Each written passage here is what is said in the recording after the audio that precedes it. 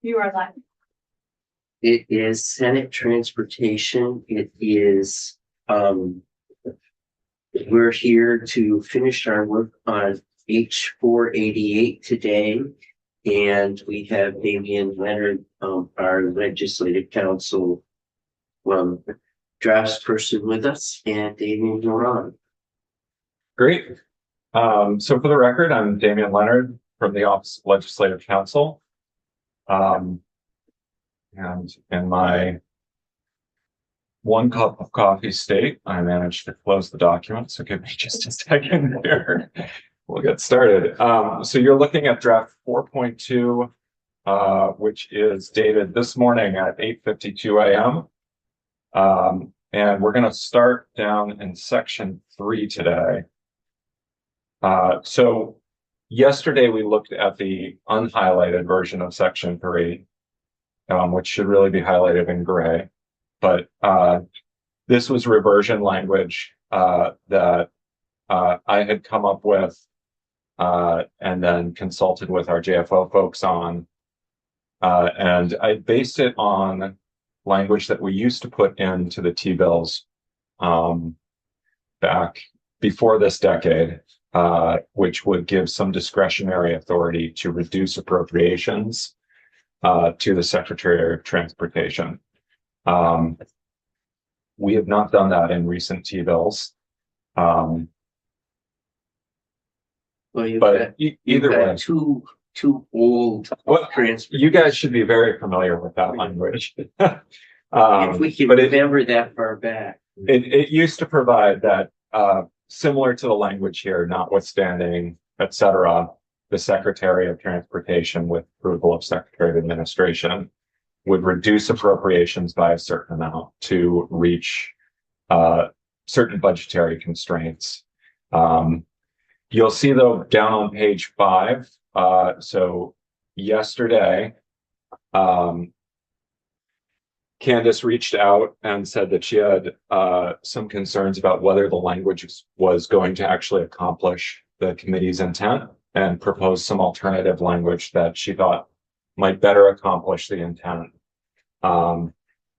And not being an accountant or great with the numbers, especially not on a balance sheet, I'm going to defer to her to explain it, but the basic language here provides that the Secretary of Administration would ensure that there's an unobligated fund balance in the transportation fund of $686,000 prior to the start of the next budget season, which I understand is basically after the close of the FY25 budget.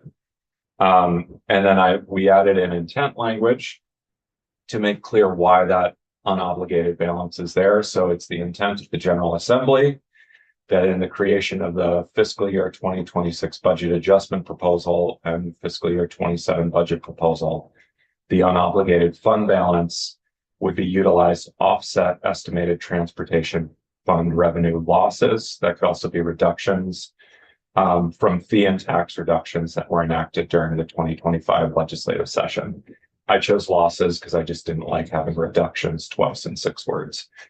But that is basically trying to just clarify that we know we made some reductions in revenues, and we're offsetting that with the carry forward of unobligated fund balance. But I'll defer to Candace to discuss this more and answer questions, if that's okay. Yep, that'd be great. I'll move to the uncomfortable jump seat.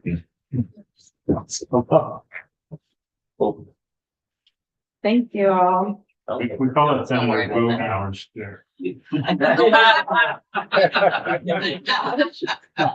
put a label on this that says Michelle's chair. Although I don't blame you for not sitting in a chair when you can. So for the record, Candace Almquist, CFO of the Agency of Transportation. As I was reading this language yesterday, I just thought it might be appropriate to tell the committee that the language as drafted yesterday wasn't, in my opinion, matching what the conversation was around the table, which is that, to paraphrase, there are 2 bills out there. estimated revenue loss in FY 26 of 686,000. And this committee is saying, Agency of Transportation identify that amount of money in FY 25 appropriation through the July reversion process. So the language as drafted yesterday said the Agency of Transportation shall identify at least 686,000.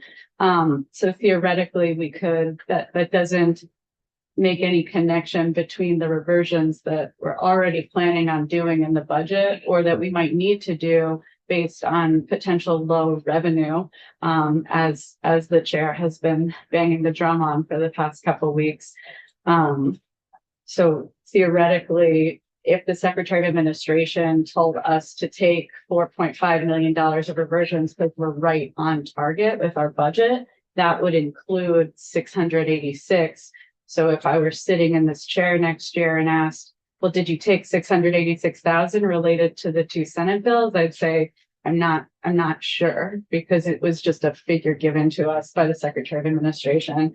But what I've drafted, I believe, has a little more connection between the Senate bills and the amount, the 686. And the reason is because the Secretary of Administration typically tells us to find an unobligated fund balance in the next fiscal year of $0. So if we assume that that's what she's going to do again this year, what we're basically saying is we actually want an unobligated fund balance of 686, because that 686 is going to be applied to anticipated revenue loss of the 2 Senate bills. And then when we say the next budget season, is that? Should we say the next fiscal year to be more Sure. precise? Yep. Yes, I just wondered if that was good. That we can tighten that up. yeah. That's what I got. When you say the 2 bills, what's the other bill? I'm sorry. My understanding is it's S-123 and S-46, but I don't know. Oh, the other 2 that. Yeah. The lawyer bill is Yep, the 2 that's. miscellaneous. Okay. Like, Okay. Thank you. Really, the SSI and the foresters. Okay. Yep. And this sentence, this section makes sense to me, so I will Okay, that's make good. sure. Well, I'll make sure that there's 686 for I think bills. what we wanted to do is accomplish the 686, and this doesn't. So Excellent. are we all set with this, except for maybe changing to here? what if, yeah, Yeah, so the next budget season would actually be prior to the start of the fiscal year, moves you back into June, which is before you're actually doing the true up, right? You could say after the close of fiscal 25. that's what.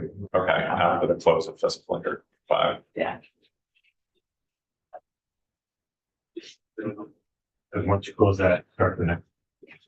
So with that minor change, I'm gonna mark this as okay. What happens if the logging bill doesn't pass or something, or the house changes? We will, or we don't agree in the conference committee, we'll have the balance in the conference committee. So theoretically, this number would be changing as Right. those bills are moving. But at this stage of the game, we have to recognize what the Senate has Sure. asked to balance. Okay. Okay, thank you. Thank you. Any other? That was questions? helpful. Next, Thanks. Great. you can move back into the comfortable chair. Good other Michelle's.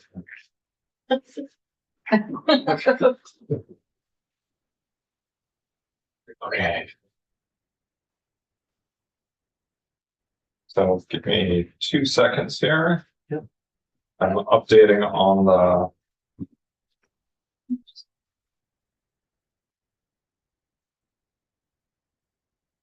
Updating on the fly so that you can vote this as soon as we finish. So I'll close that section out. So the next is the state and federal funding update section. This is ready, I think, to close out. we made some language changes yesterday to clarify that we were talking about the state fiscal year. And we were, No, I just want it. and then we condensed the remaining language down, and eliminated, I think, one section, subsection that was, not really on point. And I apologize. I did not get a lot of sleep last night, so I'm a little off my game, this morning. And then, let me just see if there's anything else in here, or if this is something you can just look through and decide to close out. Oh, and we clarified that it's, the reports go to the Joint Transportation Oversight Committee. Yeah.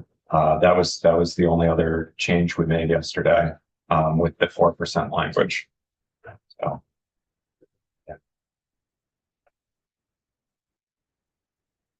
I think we had the okay from the agency. I think we're all set with this. Okay. Okay, All right. this is okay. Okay, we got through project dashboard yesterday. Rail trail language. I'm just gonna scroll through here. Good with Green Mountain Care Board. What, the Green Mountain Care Board? Or the Green Mountain- transportation. I told you, I am, I was like, wow. this is, Which was. Senator Lyons will be here in about 2 seconds. It may have already triggered something. So we'll see.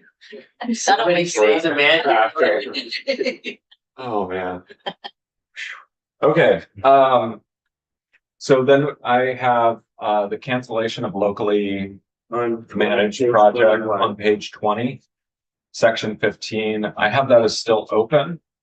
I think you guys may have already been okay with this, but I just didn't have a clear yes or no in my notes. So this is the AOT consulting with Transportation Board, the League, the Association of Planning and Development Agencies, to examine the requirements for recouping federal and state funds following cancellation of a local project. Yep, Is that okay? Just one quick question. Did the transportation board want to be part of that process? And I'm not. I think they said yes to it. when they Okay. came in. I don't, because I wasn't in. Think they were okay with it. Okay. But yeah, I think they specifically said they were okay with it when the chair and, yes, yep. Great. okay, section 16. This is getting into the second of the 3 reports that were proposed by Jeremy Reed last week. This is the municipal transportation assets review of their practices for tracking needs and trying to develop a framework to both assess current condition and determine prioritization of needs so that at least a portion of the town highway funding or town funding can be more targeted to roads that are more crucial to the regional transportation network. Would say to the committee that here's my long-term hope. I'm hoping that this is the start of a process that whoever's around this table going forward over the next 2 to 3 years, that we can get to a place where it looks more like a priority system that the state does for its own. And we don't base the number on our appropriation based on some past number with an inflator, but it's based on what their needs are. And I would like to see those roads that are really important, that are in the town and municipal system, that serve a function as the place where people leave the state highway system to get to other places, and is a priority that we recognize that. I think it's great. Thank you for suggesting. Could you remind me, or somebody remind me, who's members of the Vermont Association of Planning and Development Agencies? Those are the regional planning Yeah. commissions. Yeah. Okay, So that's the name of their umbrella group. And they set each of their region's priorities of state roads that, so. Right. They have a TAC committee on each of the regional planning commissions. and then, Isn't that right? Former executive director of the Lamoille County Planning Commission. and the consultant is something that the agency will do within their current, but Yes, correct. Yeah. And does the agency think this is useful? Yes, great, thank you. Section 17. 16, we're done. 16's good. 17. Again, the agency in consultation with the league and BAPTA engaged a consultant to evaluate the state's town highway aid and municipal grant programs to identify potential efficiencies and improvements. Looking at ways that money can be doled out more efficiently, as you can see from the 4-line listing of grant programs, we have a lot of different programs and there is some overlap between them. So this looks at ways where potentially there can be a more efficient funding stream from the state to municipalities. Yeah, and I don't want to imply that we think it's inefficient now, and there's reasons for different programs, and there could be even more programs in the future. Right. But So this is looking. good. I'm good with the language. Yeah. So this is basically saying, are there potential efficiencies and improvements that we Yes. can realize by making alterations to this? And it's not to imply that any one program is negative, but or is inefficient by itself. But I think what it's acknowledging is that the state town highway aid section goes on for I think more than 10 pages in the Green Book. And that's just town highway aid programs. And then we have separate municipal grant programs scattered throughout. And then a lot of them, you could use grant funding from 3 different programs and potentially aid funding all for the same project. And the question is, could you just get 1 or 2 funding streams instead of multiple, as I understand it. So, Yeah, and it's other improvements too. right. Yeah. And then exactly. Yeah. Common application for state aid. I'm just kidding. That could, I have friends whose kids are applying to college right now. Anyway.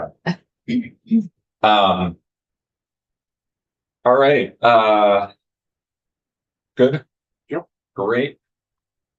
Section 18 and is the mileage-based user fee. I think we've closed out all of that. Yep. And then getting down to section 21, that was the funding to continue the partnership with Drive Electric, which we've closed out. Section 22 and 23, 24 and 25 are the consideration of vehicle miles traveled, which we closed out. And that brings us at the bottom of page 30 to medical transports, which we have not closed out. Yep. So really top of page 31 is where the actual language starts. 32 for us. Oh, yeah, I was gonna say, 32. yeah, Yeah. page 30. sorry about that. I deleted the old section 3, so my numbering is off by 1 page. Thank you. Oh, you're ahead of us. So the first piece here is this was the 600,000 from the general fund going to AOT for the purpose of providing grants to hire volunteer coordinators. And then seeking to provide the grants in a manner that's geographically balanced so that we have a distribution throughout the state. And then getting a written report a year out to see if those grants resulted in an increase in volunteer capacity.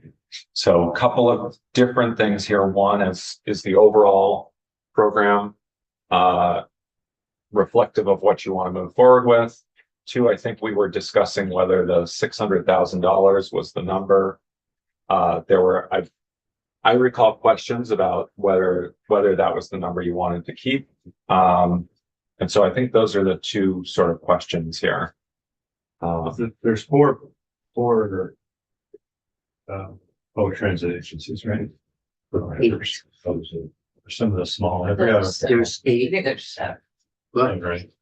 Well, we have Yeah, like JP and Karen from, seven with SSTA as a subcontractor. Yep. So, so that, yeah. Oh, you 7, count that yes, as 8. I thought SSTA was. It would be 7 grades. Yeah. If they all wanted, but I guess somebody could say they don't want it. But I think what we plan on doing is hiring centrally. But go ahead. So, Michelle Boomhauer, Vermont Agency of Transportation. In terms of, whether we hire centrally or we place these employees within, the transit areas, the Chittenden County, area, Fremont Transit has recently received a Mobility and Transportation Innovations Grant to do the exact services that are being proposed here.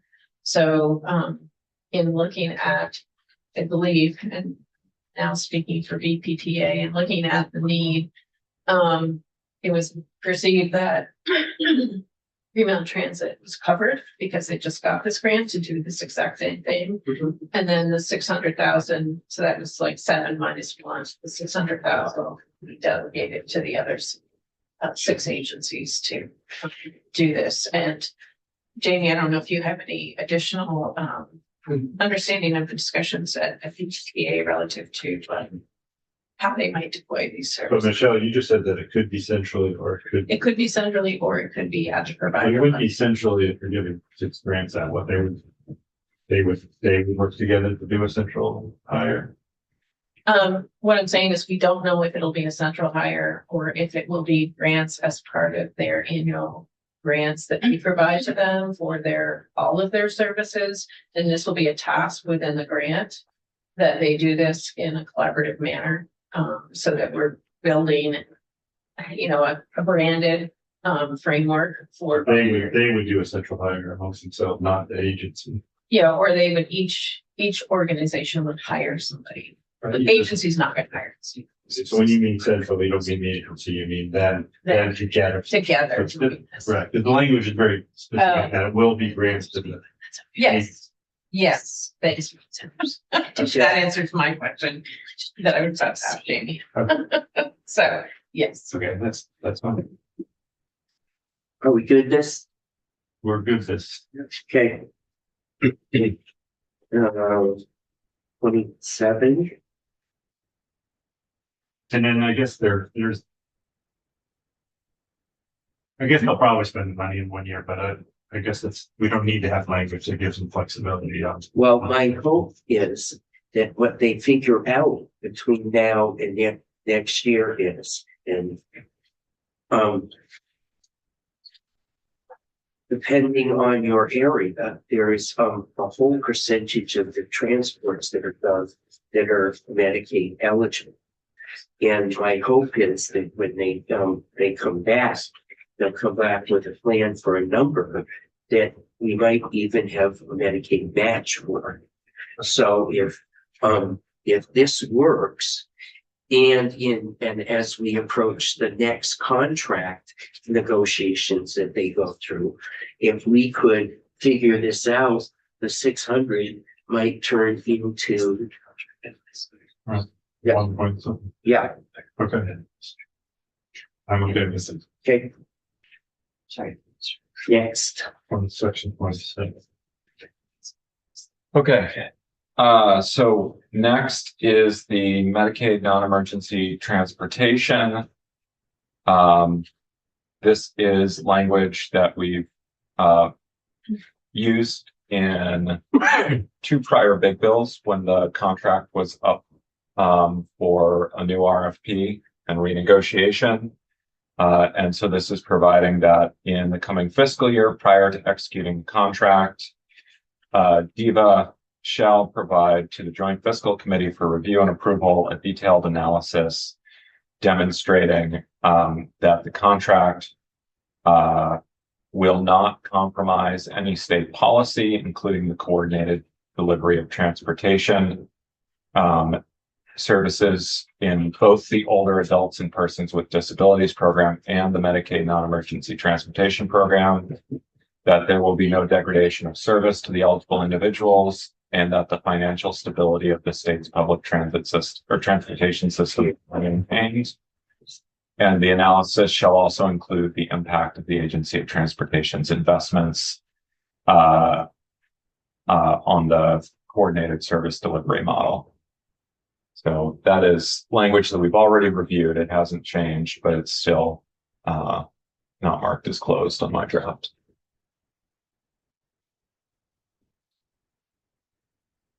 See one thumbs up.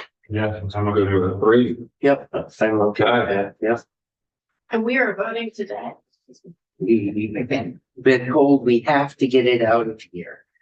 There will be some work that continues on this, maybe an amendment from the committee, and we're about to talk about that, so. Okay, so section 28 is a report related to expanding the pool of volunteers.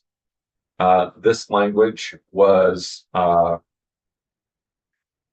proposed by the Department of Vermont Health Access. There are some, I've made one minor adjustment in response to comments from the Public Transit Association, but it's worth noting that they received the draft late enough yesterday afternoon that they weren't able to get back in touch with me with a full review. So you will likely want to hear from their representative this morning on the language. So this provides that on or before July 15th of this year, DEVA would commence meeting with the Public Transit Association, the Agency of Transportation, and in the discretion of the Commissioner of Vermont Health Access, other stakeholders to identify potential federally permissible opportunities to expand the Medicaid non-emergency transportation program's pool of volunteer drivers. As part of this work, the department and association would be required to collaborate to determine if there are specific classes of offenses that currently prevent volunteer drivers from providing transportation services through the NEMT program. Which draft version is this? This is, well, you're looking at draft 4.2. Yep. And it's going to be on page 33 of your draft, section 28. That's not my question. Okay. I'm looking at section 28 on page 33. Okay. There have been messages back and forth. The agents of the DEVA expressed concern about this That's draft. actually the next section. Next section. So this section is proposed language from DEVA. Yep. So this was their proposal that I then sent to VPTA for their feedback on the draft.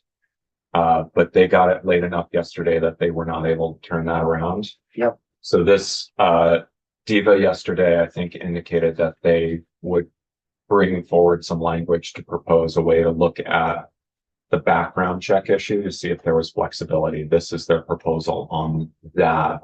So they're specifically looking at the Medicaid background check requirements. So this is the DEVA language on the medical background checks in 28, or is that 29? That's 28. 28. And 29 is the, this is 29 is language that was proposed by the Agency of Transportation on publicity and outreach to volunteer driving. That's what I thought from the beginning. So on 28, This, you swapped out the language that we had in before that Viva didn't like. Yes. So this was their proposal in lieu of that. Yeah. Do you have comments on the Diva language? Sure. Kenny King on behalf of the Mountain Public Transportation Association, and thanks to DEMA for proposing this alternative. It is markedly different than, what was previously there. But we think it kind of gets very, very close to the same point, which is to have a collaborative discussion among not only DEVA, but other agencies that administer demand response programs.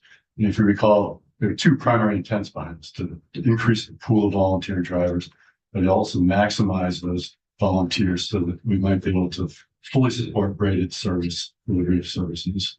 And so we'll have an OND rider, we'll have an NEMT rider. We just want to make sure that that aspect of it is also considered in this. And I think it is or can be. That's just sort of a rooting piece. Does the agency look at this? Yeah, the agency is, in concurrence with BPTA on this. Go ahead. Just a question on line 18 and 19, where it says, Which page? I'm sorry, the first, well, it's on 33. Yes. Sorry, should have said that.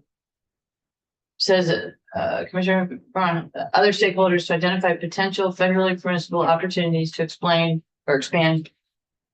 Do we have to, obviously everything has to be permitted or permissible by the federal government, but I feel like we should also be looking at things that aren't contrary to the federal government, but maybe things that we would not use federal money for, just use state money for, because these are just unusual times. And there might be money from a company or business, or there might be some other source that we don't know about.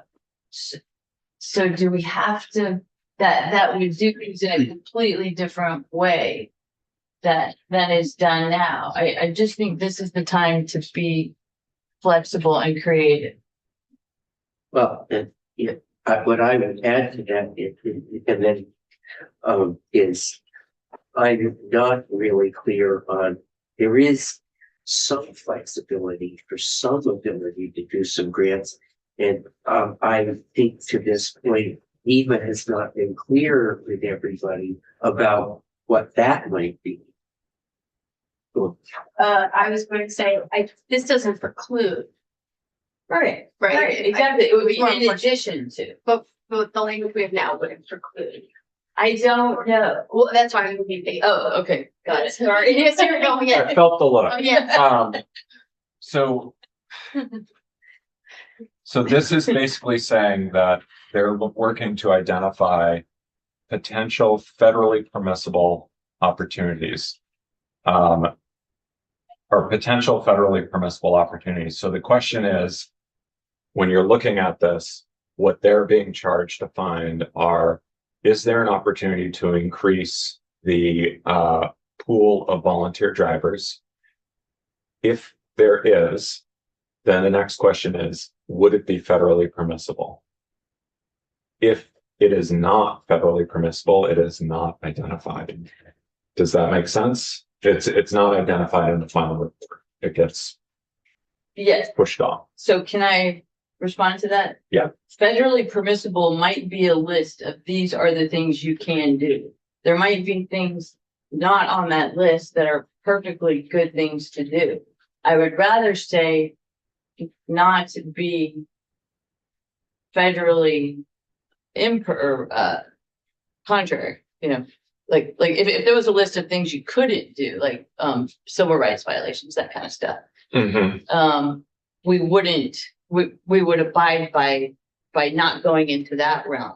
But I really think this is the time to have flexibility, especially in something like this, brand new system. What I would like to do, Like if it's not prohibited, I'd rather do not prohibited versus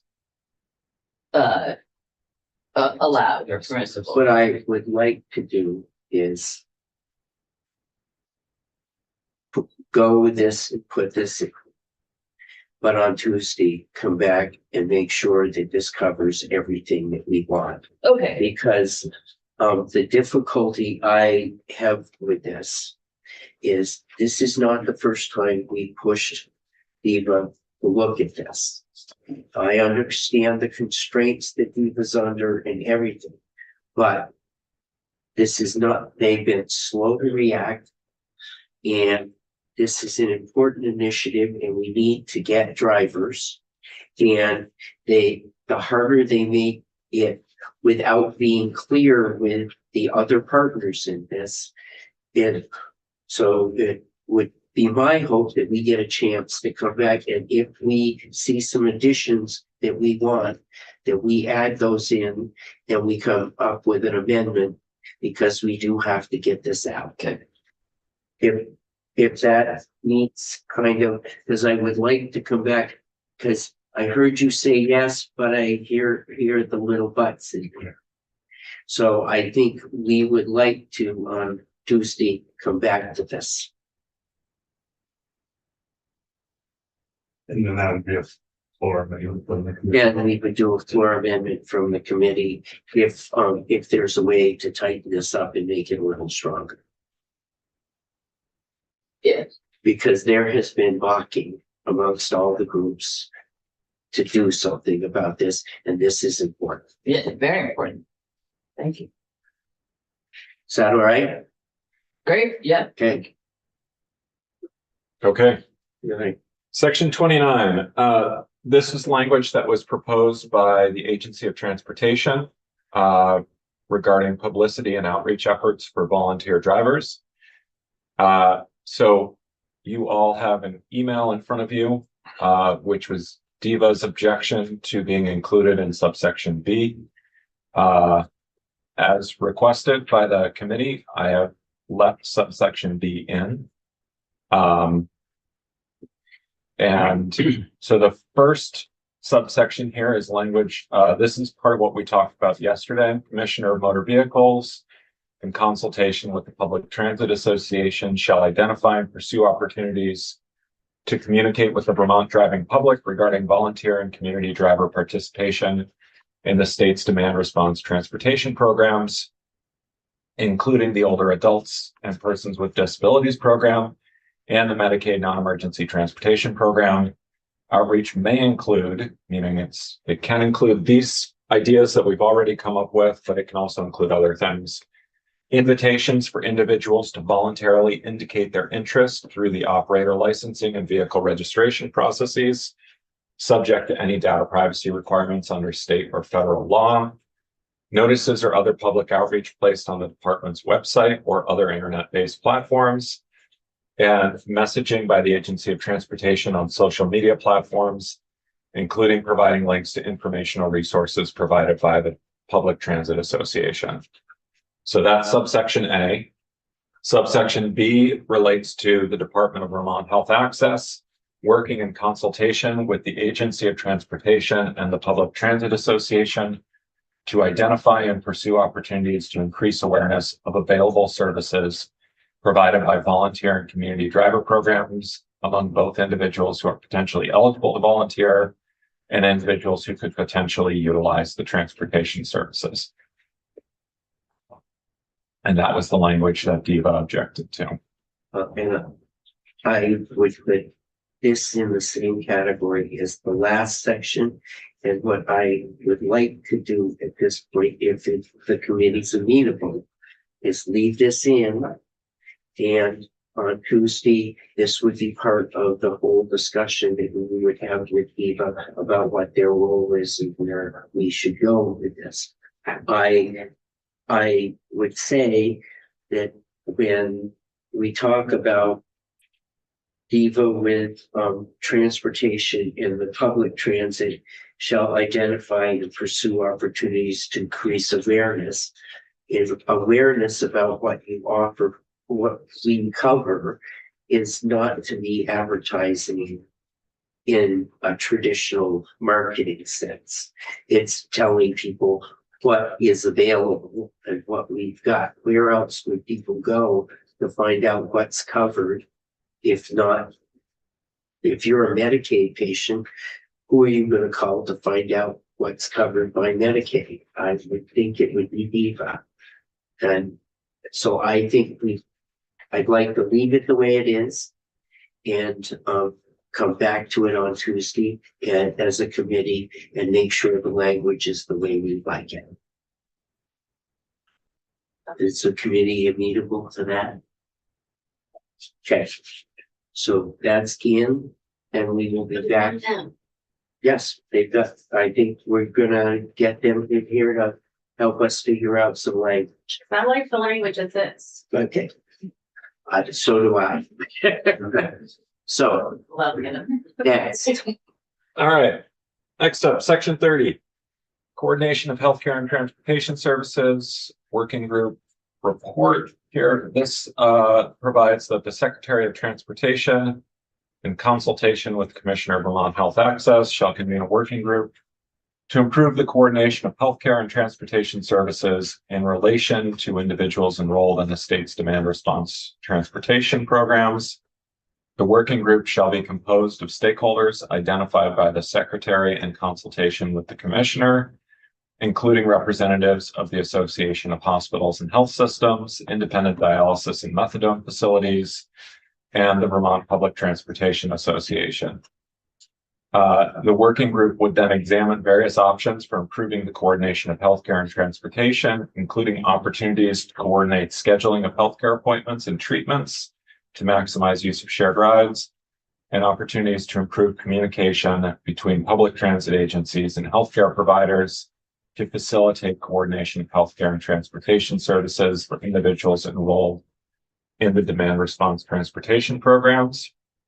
And then there is a report back required by January 15th of next year to the transportation committees, as well as the House Committee on Healthcare and your Senate Committee on Health and Welfare.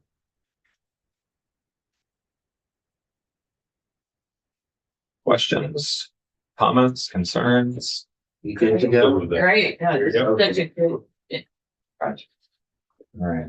Section 31. 31. This was the ultra low volume vehicle language. We made a couple of small tweaks yesterday to the language based on the testimony from the department and the representative of the manufacturers. And that was basically the change that you see on your page 38, subdivision B2, to identify a cost-effective process for certifying the safety. And that was the change from the identified changes to the inspection manual. Okay. And otherwise, I ran the language by both of them yesterday afternoon, and both indicated that they were okay with the language as revised. I think we're good to go. Yes. All right, next, railroad lease extensions. This was the language proposed by Senator Harrison. This would revert us to the way the law was prior to last biennium, or last year when we amended the law, with one change being that, or the only change being that last year's bill required notice when I believe it was, let me just pull it up. I have the bill here. So before I speak, it required notice when there's 12 months remaining on a lease extension for the operating lease of any state-owned railroad. That is left in, or 12 months on the operating lease as well. And then otherwise, this language reverts us back to the requirement that notice be provided to the General Assembly or the Joint Transportation Oversight Committee if the General Assembly is not in session. And we discussed this the other day, but the section was not closed. There was ongoing discussion. Just my understanding was that there's concurrence required by the legislature. Right. So I'm sorry. Yes, Not just- legislative approval with approval of the General Assembly or JCOG when the General Assembly is not in session. The authorization is basically that the Secretary, with approval of the legislature, can lease or arrange for continued operation of all or any state-owned railway property, provided that the approval for the operation That approval is also granted by the Federal Surface Transportation Board under federal law. And then there is additionally a requirement that if there is a short-term lease to continue operations for not more than 6 months, the secretary is required to provide notice of that within 10 calendar days. But that doesn't require approval of the General Assembly. And my understanding is it's leases, extensions of leases, That- not new leases. So the way the language is, it would also encompass new leases, but my understanding is that at this point, we're dealing with lease extensions. Oh, that's interesting. All right. Yeah, Or renewals. or renewals, yeah, extensions, renewals. But the way the language is, it says is authorized to lease or otherwise arrange for the continued operation. As I read that it would include entering into a new lease for the operation of state-owned railway property or operations on. Okay. Yeah, so Go ahead. just to clarify the intent. Or let me throw out a scenario, the agency wants to enter into a new lease agreement with the railroad. They can't do it unless they have legislative approval. That's right. So until I believe this past July 1, that was the statutory requirement, is that if they wanted to extend a lease for the operation of state-owned railway property, they'd come in for legislative approval. Last year, if you look at the T-bill, what became the section repealing this started out as a section granting approval for the extension of a railway lease. If my reading is correct, if my memory serves. You're talking extension, but not the actual lease. Right. So the agency was, I believe, and I'll turn to Michelle here because she was directly involved last year. I believe the agency was coming in for approval of a lease extension last year. And then that turned into a change of the approval requirement. Is my understanding of how the drafting went in last year's bill. So they took out the extension and instead they removed the requirement for legislative approval of that. So the way the language is, it covers both leases and lease extensions or renewals. Does that make sense? It does. I don't agree with it, but I mean, I'm only one guy, so I'm gonna lose that battle. Well, what's the persuade? It depends how deeply the legislature gets involved in a rail lease. If they dig, extensions, yes, but the lease, I'm worried about the actual involvement of the legislature in the lease itself.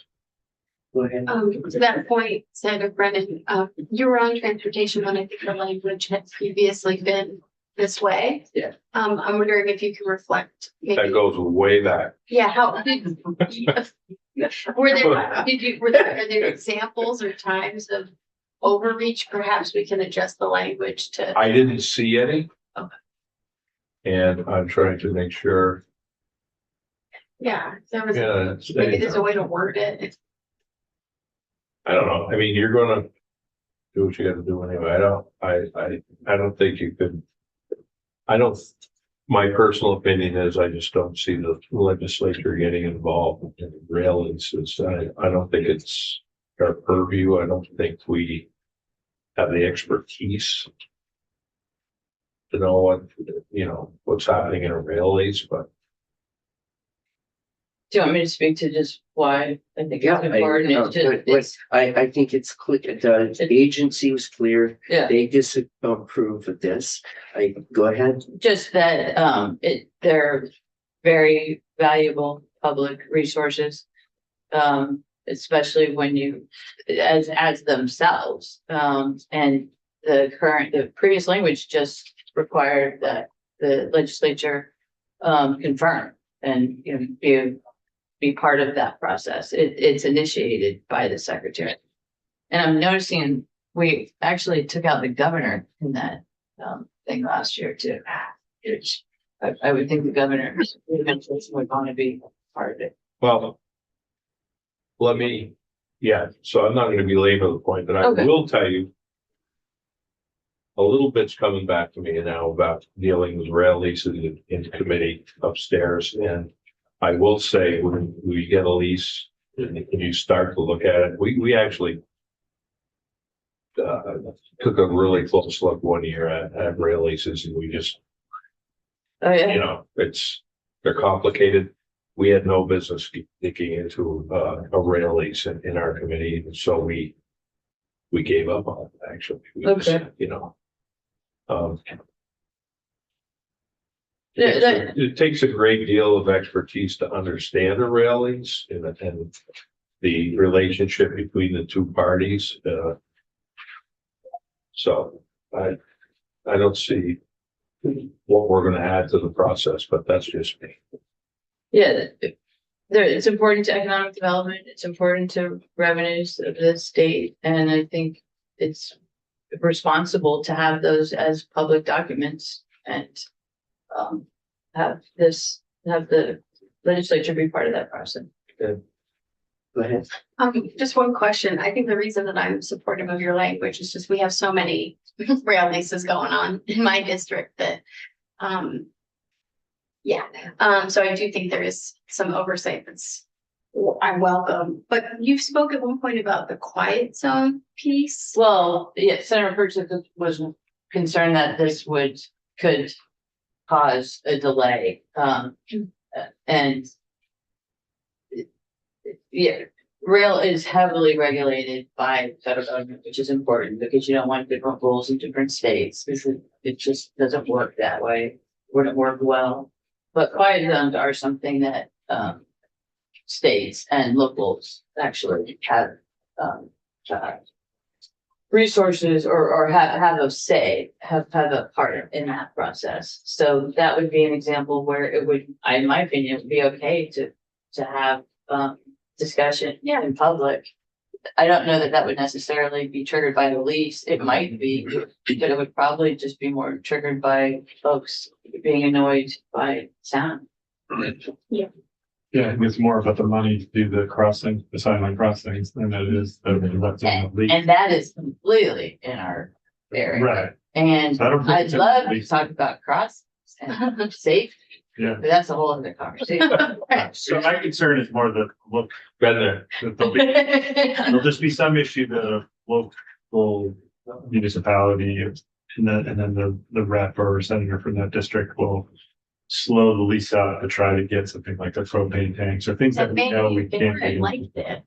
But that's why we start Maybe early. one that liked it. Yeah, Right, I just feel like I think what's happened in the past is that they look at it and they're like, they don't actually, the legislature doesn't really get a way in because either they look at it and they're like, oh, it's confusing, and then they bring up things like the propane tank, something like that. And then they find they can't make the change, but they're just kind of slowed up the process. And then if somebody's like really obstinate and then just won't allow it, so they demand it gets changed. So that's my worry, but that's just my commentary. I'm okay with keeping it. Yeah. So can I just see a show of hands, those that want to do it? Wanted in. Yep. Right. Okay. Those done? I think. Okay, Yeah. I think did we're that at the gonna- beginning, and I'm okay with it. we're, Have fun. okay. that's funny. Complete streets. Okay, complete streets. So section 33 requires the agency to provide technical and planning assistance to municipalities. And then section 34 adds language to last year's T-bill section on the replacement of the Vermont State Design Standards. And you guys had testimony on this yesterday or the day before, I believe yesterday. I think it was So, yesterday. Yeah, the week is just a giant blur for me. So, anyway, those two sections there, are interrelated. The first, though, is technical assistance. The second is additional requirements for the update of the state design standards. Which I believe they have a new name that is escaping me now. But What's your, I'm what? good with that. I don't think the agency wanted this out. Which one? Both of them? both of them.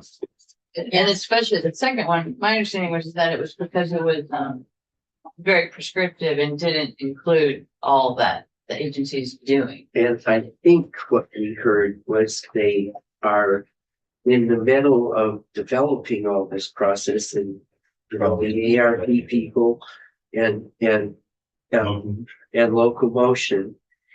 And I think it'll be incumbent upon us to make sure that when we're back here next January, we hear from them right off the bat to make sure that this is all proceeding in the way that it was laid out to us. Yeah, we should probably take out sections 31, or no, sorry, section, So it's 33 and 33. 34. Okay, 33 is the technical system. Forgot about that conversation. Section 33 is, I think what we heard was they're already doing it for 33, and what we heard from, so we could keep it and just be like, really, but I think I was the advocate for it, and I'm fine. So, 30 and then 34, and I think we have one, was there one other? Oh, no, that's Dixon. There's still a couple more things in here. There's dig safe and then there's legal trails. as far as, I think it's, Okay, but you're. I support the effort of both of them, but hopefully all these things that are in here, which that there should be in some standard guidelines, will be in the advocates, at least for now. and will it be able to see the new standards by January, you think? So With the draft. the draft, yeah, and, the language in last year's bill requires us to come and report to you no later than February 15th of this year and next year. So we're already in statute coming back with a report to you. So we're gonna take those two out. Okay. And then 35, Section 35 is the dig safe language, and that will now become section 33 if it stays in.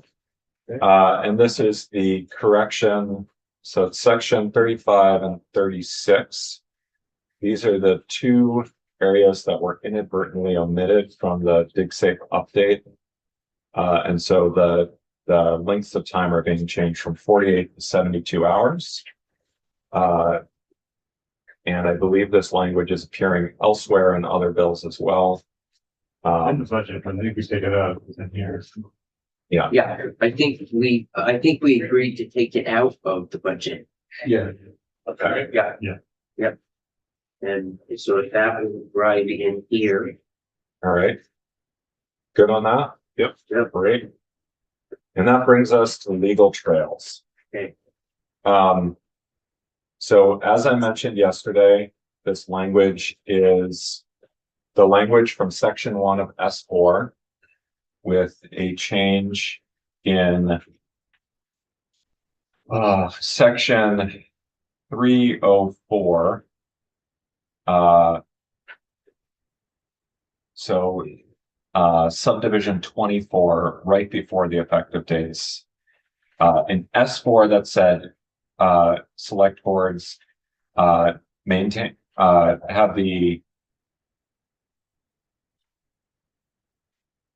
have a duty and responsibility or have the authority to maintain trails, but shall not be required to maintain trails. And the language in S4 provides further that there's no liability related to that. Your Senate secretary raised a concern about whether that would need to go to judiciary because of the waiver of liability. And so at the request of the chair, I took that language out of this bill. So it says, and shall not owe a duty of care to persons using a trail that is maintained by the town. So that's a liability waiver issue. The concern raised by the Senate Secretary is under the Senate rules, that looked like something that would need to be referred to judiciary for additional consideration because of the timeline on the T-bill, and there's a separate bill.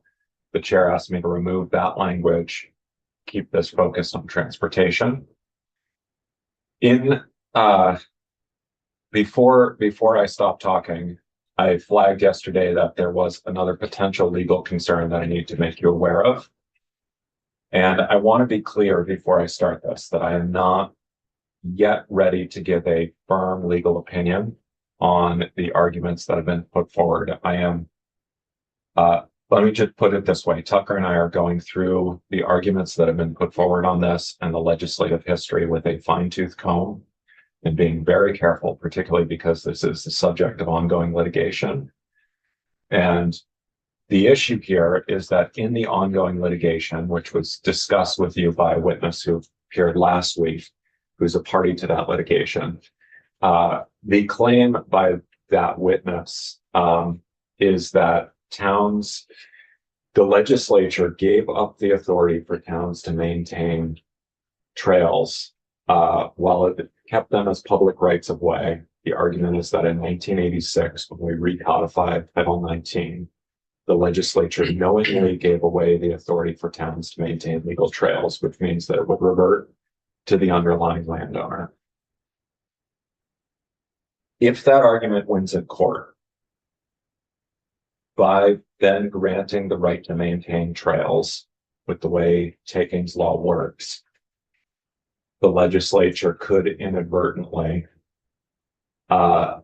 literally be taking away a property right from the underlying landowners without compensation, which gets us into a constitutional takings issue where we then have to figure out compensation. So what I'm flagging for you is the risk that if you move forward with this language and the court finds in favor of the individual who came in to speak on this issue last week, instead of finding in favor of the town, that we could be in a position where we have engaged in a taking because we've changed the statute back, and now we're taking back that property right.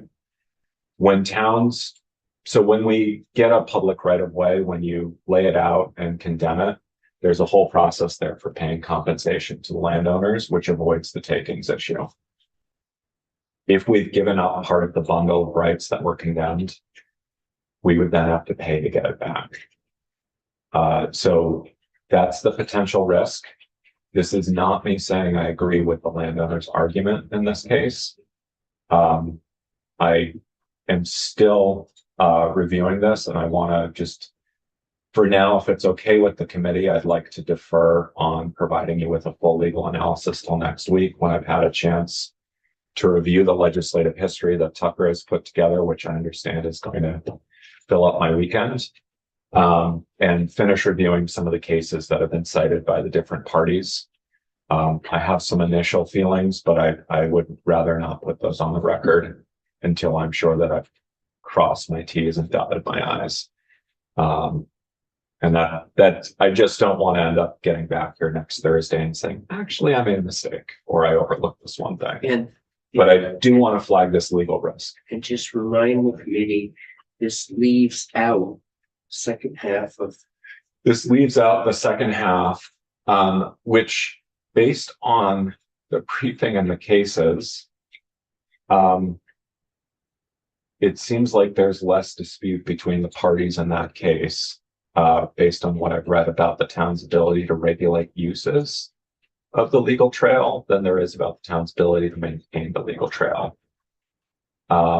which creates some really interesting and challenging public policy and legal questions about what happens when you have a right of way and you can regulate the uses, but you can't actually maintain the right of way for those uses. But without getting too far down that road, it seems like the parties are less concerned about the uses. The concern I had about the uses that I flagged for you the other day is that if you have a right of way for a specific use and then you add another use to it that wasn't contemplated, you've then again taken another property right because you've overburdened the right of way. So typically when you have a right of way for transit, it's for all forms of transit. But again, with this here, the question is, sometimes you can run into instances where it's a question of now we're adding other things into the right of way. So there have been cases with private rights of way in Vermont where the right of way was for access and then someone wanted to run utilities underneath it. And that was found to be not contemplated within the right of way. There have been other instances where the volume of the use changed. And so, you know, 1 or 2 vehicles, that was great. Now we're talking 400 cars a day. That's not the same thing, and it added a burden to the surrounding properties. This is all going down, and that was the issue that I flagged with the rights to determine the uses. And we can get into that deeper next week, but that was the issue with section 2 that I flagged for you as a potential just legal complication that might not be as easily settled in the context of the T-bill. With this one here, the question that came up is just this potential issue where if you do move this forward and it passes, and then the court rules in favor of the landowner, we could inadvertently get to a point where we've put towns in a taking situation. S4, as you know, missed crossover. So if you move it before the end of the session, it still has to wait till next year It for the would house be to pick up. I think I've said, it's my intention to bring S4 up Thursday and Friday in committee. I personally going to, with this narrower version and with the hope that the Senate Secretary saying that this bill would not have to go to judiciary, that we leave this in.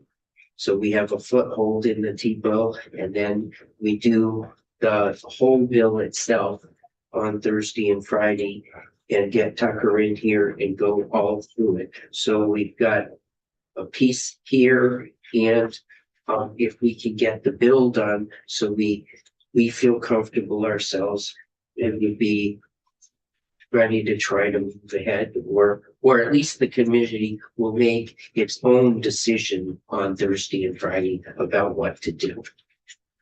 Go ahead. Thank you, Mr. Chair. Obviously, I'd like the entirety of the bill in it, but I really do respect that you want to. I really appreciate your thoughtfulness to this, because I think that's a much better position than saying something and having to withdraw it later, new information. That's experience. Yeah, I've put myself in that position before, and it's not pleasant to have to come into a committee and say I was wrong, and you inadvertently pass something because I can't do the way to say. well, he's not. Yeah. Just ask my kids. But this was flagged for me as a very important issue in Windsor County, and I don't represent Tunbridge, very close connections to South Royalton and that community. So, I guess I would say if we do not move forward with S4, next week, I still feel that I would like to introduce an amendment to include the entirety of S4 in the T-bill and leave it up to the floor. But I don't know if that timing works. I also am fine if we want to send stuff to judiciary. I don't see that as a problem. I see that as a great another set of eyes. And maybe they say, oh, yep, we do have some issues. And then, hey, we take it out. Maybe they say, actually, we don't have issues. And then we've got more information. So I guess, are we open to that other possibility as well? I'm a little afraid of sending the T-bill in, because that we have to incorporate the numbers that relate to this into the budget. So if this, because of this, ended up going to judiciary, it slows the whole process whereby the incorporation of this can happen into the big bill. Why can't it just? Well, Well, we would, I mean, you're probably not gonna change the numbers, but you could put the numbers in there, but since it hasn't actually passed, it's something that to change. I mean, they could opt to not pass it, but I guess you could just put pressure on. Yeah, why, I mean, could we talk to Senator Hashim and get his thoughts on it before we? He might be willing to take up that Yeah. issue, but if we're gonna take up all four, I mean, It would be my intention if we take up I think the timing on this is if we vote this out today, on Tuesday, it will be referred to appropriations. And then we can probably get through all of next week. I suspect that with the appropriations bill, we won't be taking this up until a week from Tuesday. And Friday, Friday would be the, further as possible. yeah, or Friday, so we would have, but if we, set on this one day in appropriations, it would give all of next week for us to work on S4. So what did you decide? But I haven't decided anything. I'm just talking about timing. That would give us next week to work on I S4. think he's saying that that would give time to go through S4 and then see if there's an issue, not subject to condition. Well, and what we want to do, if we get into S4, it would give us next week. I mean, you're three on appropriations. You can talk about the T-bill as soon as we pass it, right? I mean, you guys are pretty, Pass it as we're looking at it here. But if we get into the weeds, I mean, I'm gonna speak to the chair, and if we get into the weeds anymore for the whole content of S4 and it goes down the hall. We can speak to it in there, but we don't actually have the passed bill at that point. That we're talking. well, can I ask that we wanted to. A separate question, Sure. and that is, I'm unclear on what maintaining is. Does that get into the bigger issue? So maintenance means, I mean, the maintenance of a right of way can include repairing the surface, removing fallen trees or other debris. If you have a culvert or bridge that fails, it can include repairs to that. Paving. So,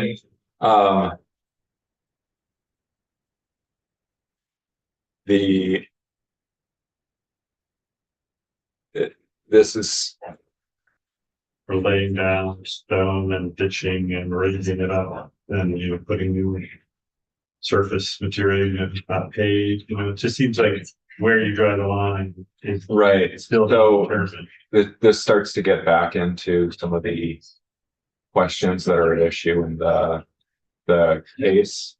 The key question is, can you maintain the surface for transit? So maintaining it in a way that's open, which can include clearing brush, clearing plant life that's grown in. What? Yeah. So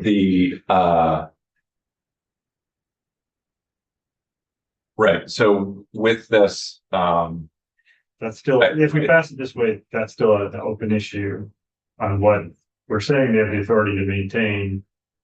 That could mean we're taking a trail and paving it, or it could mean we're only making it passable for a walking. Right. Maintaining the trail, though, could include resurfacing the trail with a more durable surface. So if you think about, it could include paving and then putting up some lights and markings and signs. And I don't know if you can go to that level. I think certainly at that point. At one point, the road had cars on it, like that. It's no longer a class 4 road. You still have a right of way that is 3 rods wide, which is 49 and a half feet. So you're maintaining it. You can maintain it with pavement. Because at one point, cars drove on it. So you're saying I'm maintaining to its prior use. You're maintaining it for continued transit. So I don't think Why not a I'm- car? Continue transit of car, because cars at one point rode on. If that, and I'm not thinking in general, I'm not saying about specific, if there was a trail. I think we're getting into a hypothetical that's extremely unlikely. So Well, that's just. if the you end look at- case, So I'm just trying to figure out what. yeah, at that point, you you'd probably have turned it into a class 2 or class 3 road, which requires a whole reclassification process. So you're not trying to do that. You're just trying to, what if you're trying to do a paved bike path? I'm just saying that maintenance is unclear and will probably likely still continue to have lawsuits even after we pass this. And I'm okay passing for that. So I think in that case,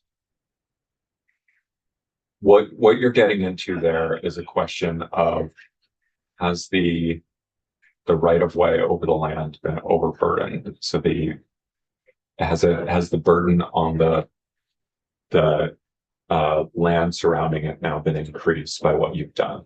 From what time portion? I think that becomes a fact specific argument. So I think there are 500 some odd miles of legal trails in the state. I think the nature of the trails and the way they've been maintained varies.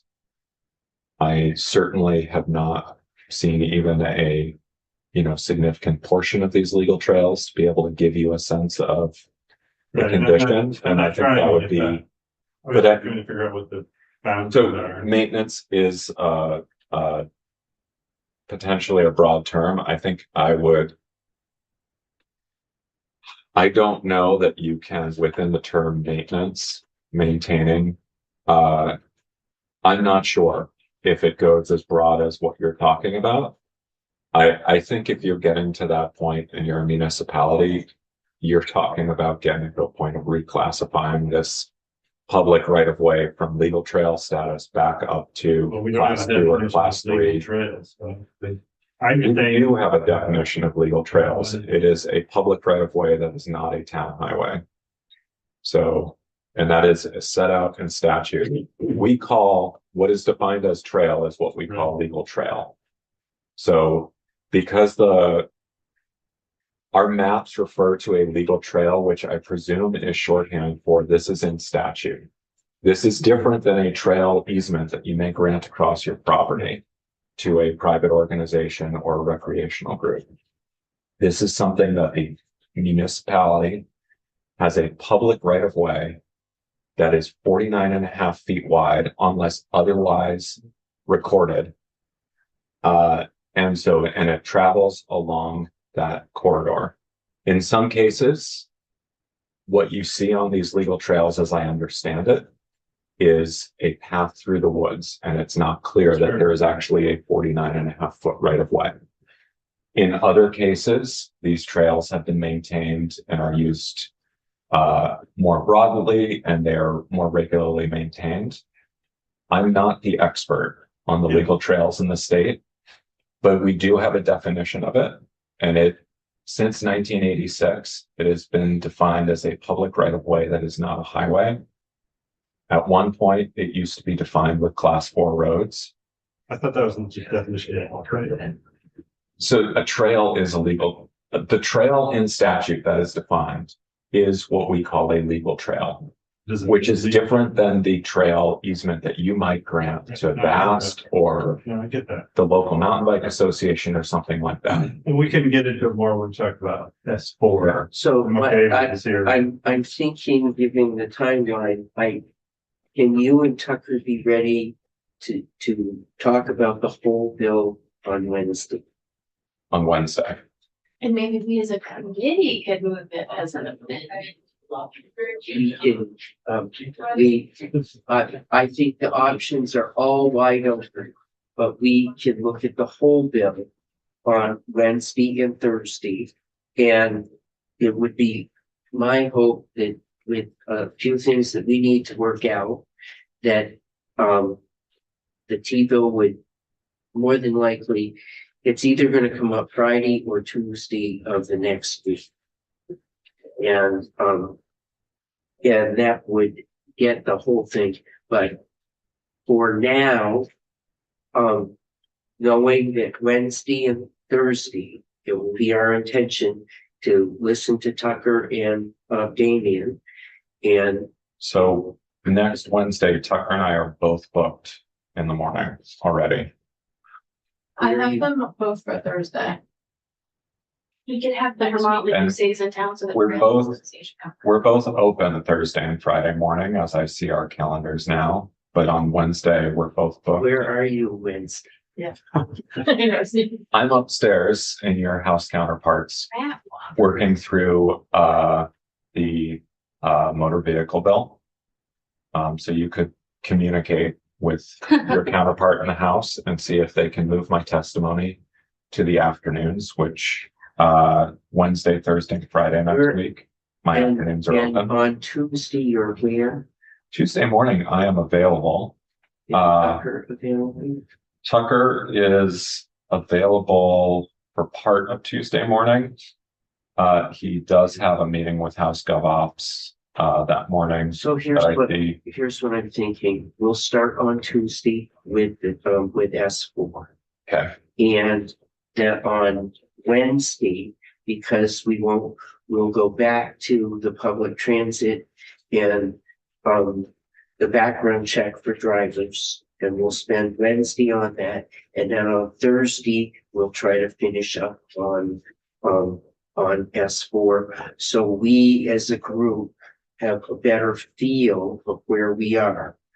With this in, this, we have a foothold in this bill. Are we good with that? Knowing that we're taking some chance in this. So, and can I see a show of hands? The committee fine with that? Right, it looks like we're unanimous on that, okay.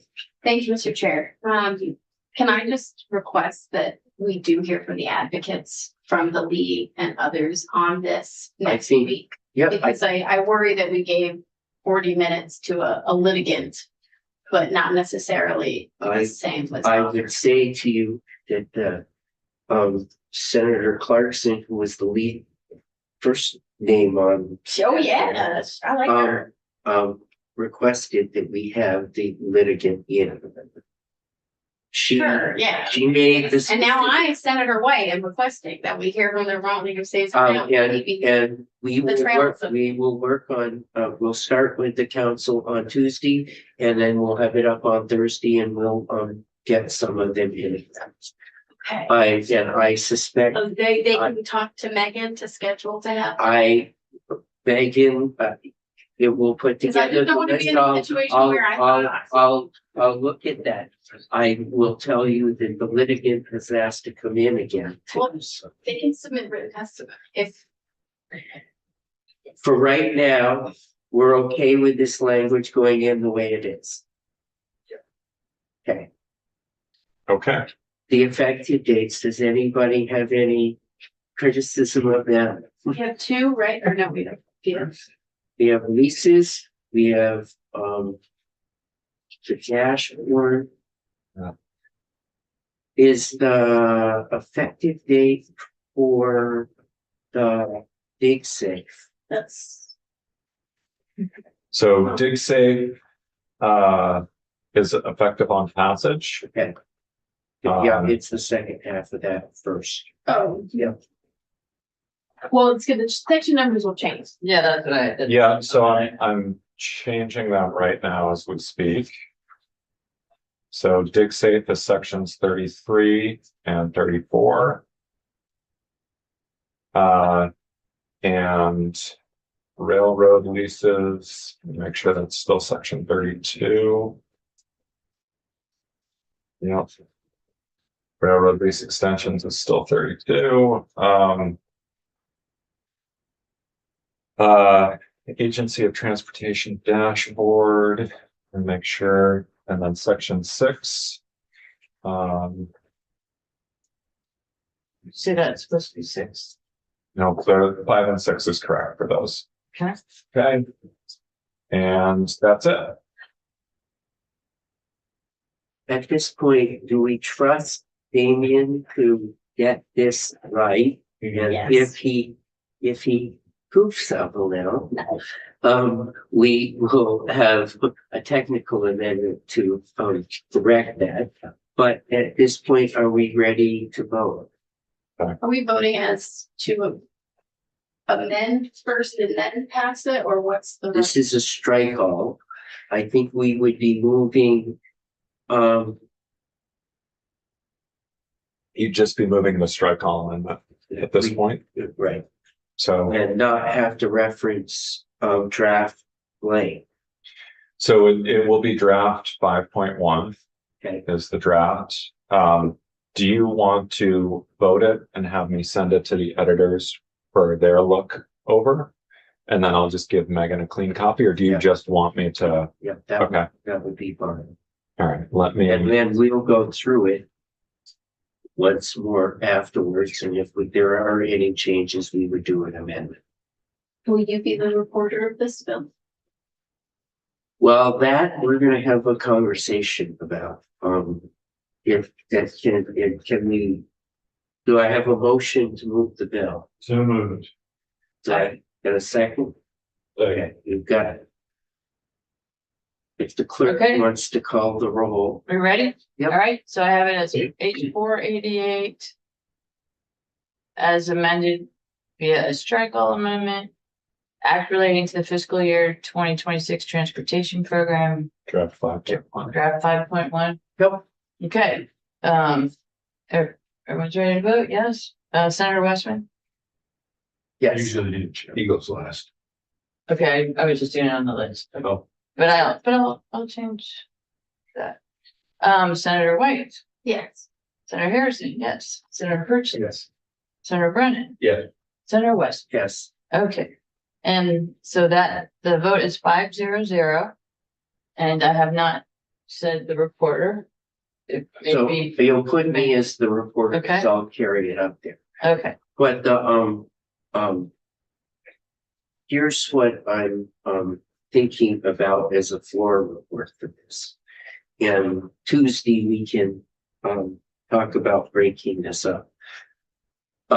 We have whole issues in transportation that are, and the outlook is not good.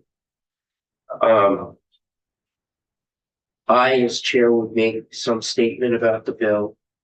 And, we've had Logan, the agency to some minor level has provided some background information, but JFO in total we've been working on a presentation about what the outlook for transportation is.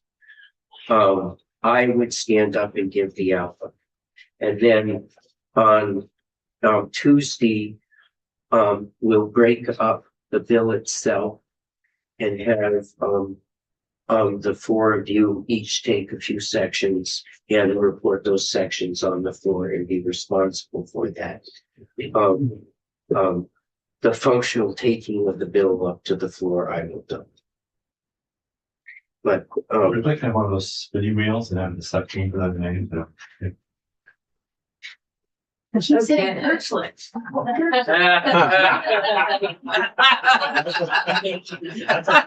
I'm not gonna, We're picturing different wheels. yeah, not one that you.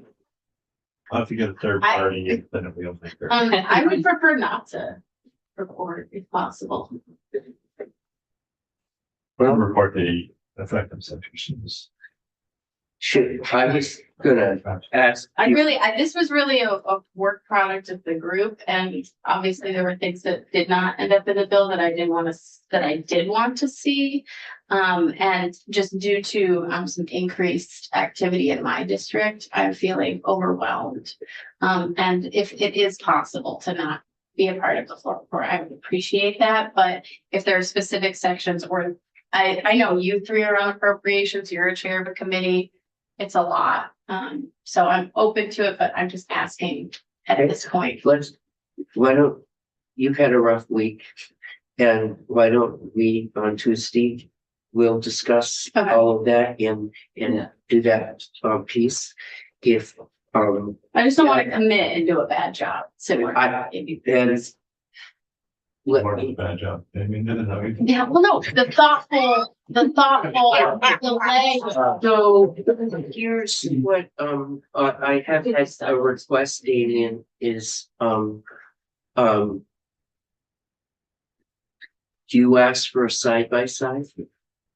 That, yeah, I did. Can you, It depends on how over underwhelmed you are either way. Side by side is not, It's not that tough, is it? it's not a big look for me. So you're looking for a side by side with the House bill? Yeah. Which is, So your I bill know. is 45 pages. I know, a Theirs is 22. So you're just gonna have a lot of lot of stuff blank spaces. at the Alright. the end, but I'm happy to do that. So the We didn't take any of those sections out. this, I have to say, it feels very strange to me to be in Senate Transportation saying your T-bill is longer than the House T-bill. Wow, it's a new era. well, we covered a few issues they didn't look at. Well, we have 3 former House transportation members on here, so maybe that's. Yeah. Alternate leading in. Well, we had, three former, transportation chairs, and so, you know, it's like, we've done the go around. I mean, if nobody else wants that and it's too much, I don't care. No, it's not, it's not a lot of work at all. Side by sides are easy to pull together. You know, it'll take me an hour one day to like pop everything in and then pop everything else in and then clean up the formatting. Right. So I can do that. I'm also happy to do a section by section. If we could get section by section. So, yeah, It's easy for people to do the reporting here. yeah, so I'll update the section by section from the House with all the new sections and changes. I'll bring in I'll also do a side by side. I can either Monday evening or Tuesday morning, if that works for everyone. Yeah, and do that last if you don't get to it. Yes. Okay. I think it'd be helpful for the House to have that. Yeah, I mean, that's the other thing is, Yeah. I'm gonna end up needing to do it for them anyway. All right. So, And that would make the reporting easy for this committee. all right.